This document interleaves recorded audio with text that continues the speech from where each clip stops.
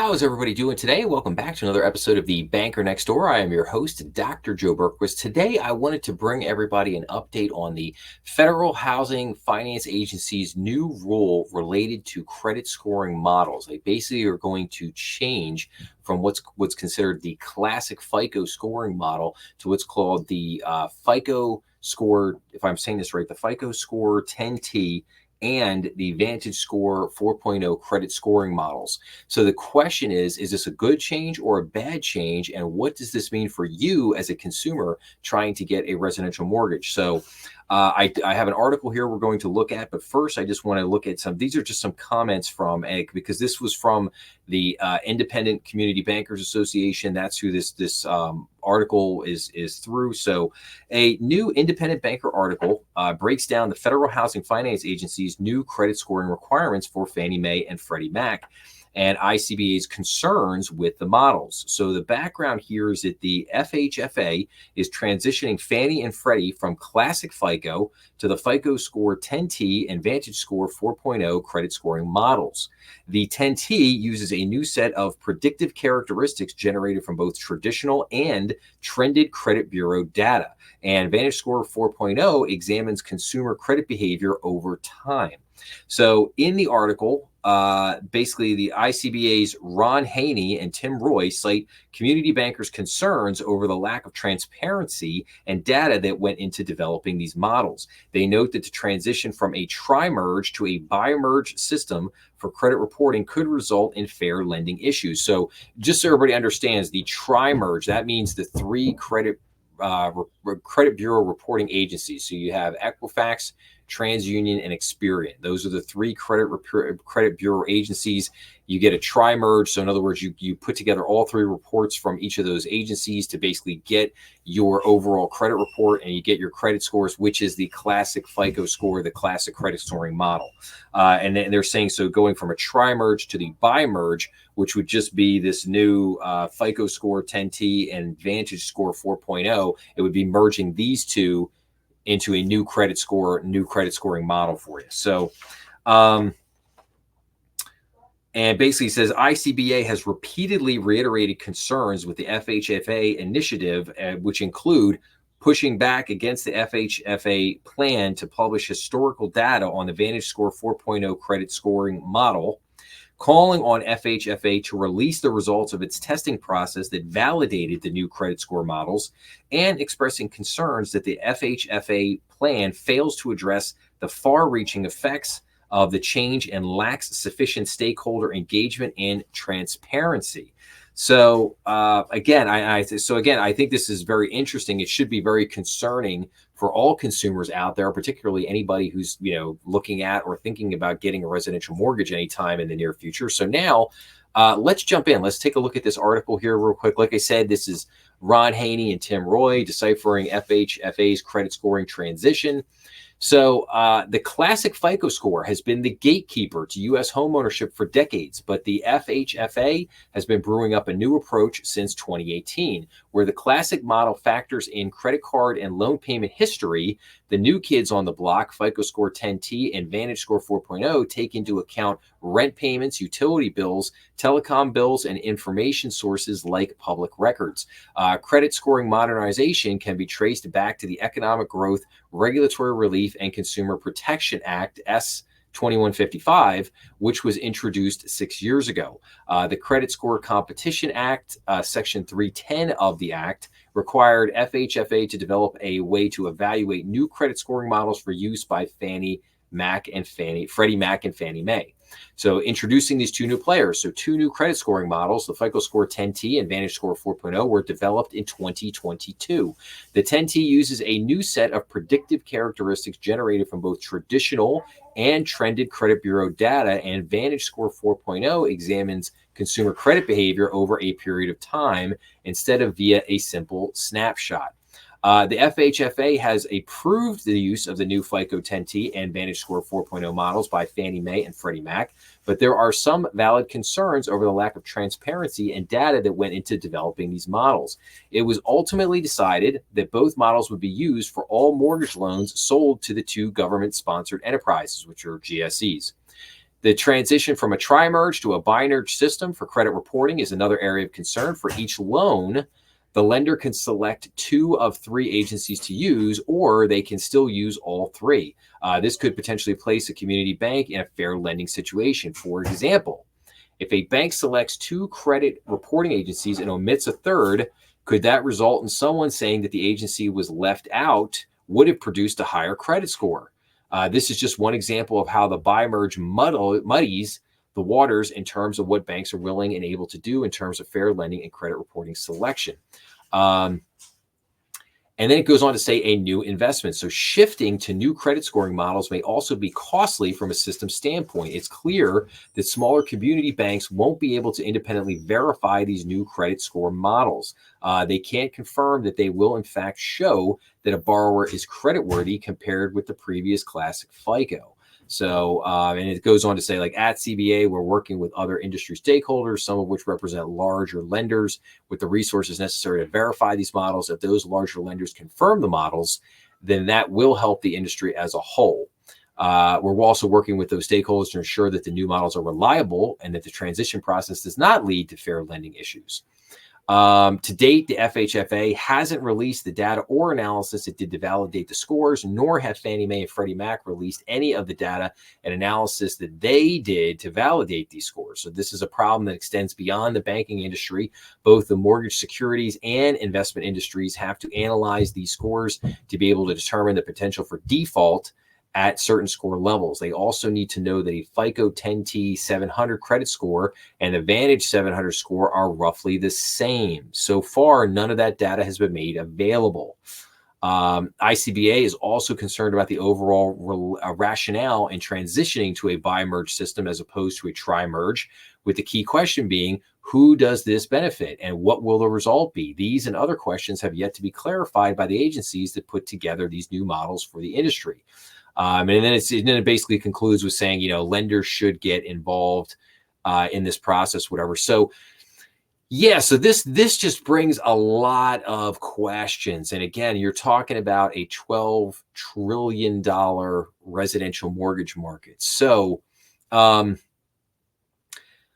of things here I'd like to point out with this. Number one is that bankers do not like uncertainty. Bankers like consistency. And there's a big reason for that, because, they talk about potential fair lending issues. So I'll give you an example of what might happen. Banks start using this. They have some loans go bad. They use the bi-merge instead of the tri-merge. And they basically say, but, something gets left off of one of the credit reports that could have been bad. Like, and the article uses an instance of what happens if it gave people a higher score. Well, what happens if it didn't pick something up and it would have resulted in a lower score that would have caused you to decline the loan in the first place? Now, all of a sudden, now you're getting beat up because, you're not practicing, you're not practicing safe and sound underwriting policies. You're not following your own, you may not be following your own criteria. In other words, every bank has a loan policy.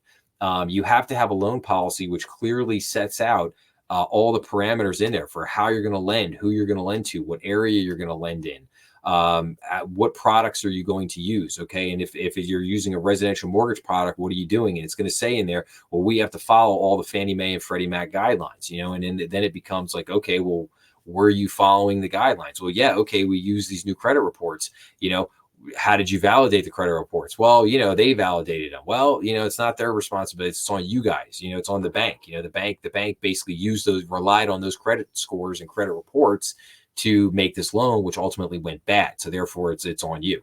So there's a lot of potential issues with this if the numbers cannot be validated, if the scores can't be validated, and what troubles me here, and I think what also troubles ICBA, is like, why didn't they just release the analysis? Why didn't they say, okay, here's how we determined that these new scoring systems were valid? And I think there's some good things in here. I mean, I think, again, looking at the 10T, where does it say here? Where did it go in here?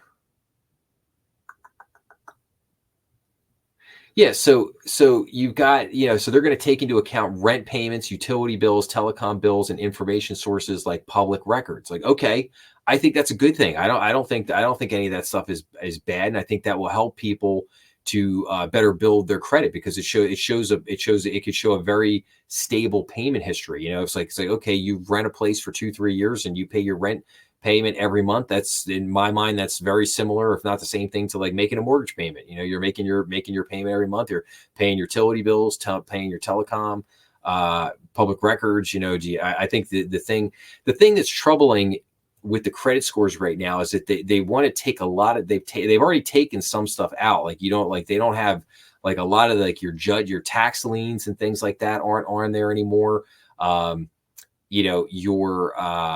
They want to remove medical bills, medical liens out of the credit reporting. They want to take a lot of stuff out. They want to pull a lot of the negative things out of the credit bureau reports to try to boost people's credit scores. But the problem is that leads to flawed lending. Okay, that leads to banks making bad decisions on people that shouldn't get loans to begin with, and it also drives up the cost for consumers, because what happens is, and I know there are banks out there right now that say like a company like LexisNexis, like they may pull a credit report on you, but then they also may go and pull a LexisNexis report to get all those things that are now left off of the credit report. Like, so, okay, do you have a tax judgment against you? Do you have any delinquent tax liens? Do you have any delinquent medical bills? Do you have, child support, alimony? Do you have these other things out there that were no longer being reported in the regular credit report, but are still out there, and you can still get them? You just have to pay for them. But now that's extra cost onto the consumer. So now if I pull a typical tri-merge and say that costs, again, some banks may not charge what the actual cost of pulling the report is. You could pull a tri-merge report and it might be $39, $40, $45, whatever it is. And that bank might only pass, half that cost onto the consumer, maybe $25, $30, something like that. But then if you got to get the credit report and you got to get an LexisNexis report that maybe costs you another $25 or another $30, now you're trying to pass you're either eating the cost or you're passing it on to the consumer. But again, so I think it just gets back to this whole notion of, is the bank getting the right information to make an accurate credit decision, and what's the cost of getting those reports, and what's the cost ultimately that gets passed on to the consumer. So again, I'm not saying that these new credit scoring things or these new credit scoring models are bad or won't work. I'm just saying they need to provide the numbers on this. They need to provide, and they need to put out the numbers and basically say, how did you validate these credit scoring models? And I'll give you another instance here. If say a bank was going to start doing loan automation, and say they were going to start doing credit scoring of commercial loans for 250 and under. And so now, person fills out the application, goes through the credit scoring model. The automation system renders an approval decision. Okay, well, guess what? What do you think the auditors and the regulators asking when they come in? What are the parameters and the metrics that you have in your credit scoring model? How did you determine who got approved? How did the credit scoring model determine who got approved and who got declined? Is there any potential bias built into that system? Did you again, fair lending, did you decline some people that, would have gotten approved had the human being looked at it? And, did the human being who programmed the system put bias into it? This is kind of gets also into like AI, like if you're going to use AI to help do underwriting or credit scoring, is the AI biased? So again, it gets into all these questions. And if you use this stuff as a bank, you're going to get put on the spot. But I think also, so again, this whole thing kind of causing some consternation, some confusion amongst banks.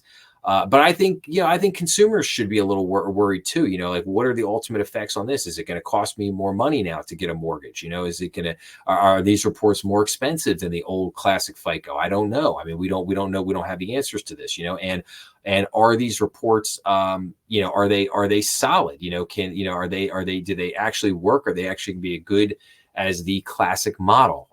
These are things we don't know, but again, I'll just wrap up by saying, I thought this was a very important topic. This was something I really wanted to do an episode on, just to try to get some awareness out there as to this change, because it is a big change.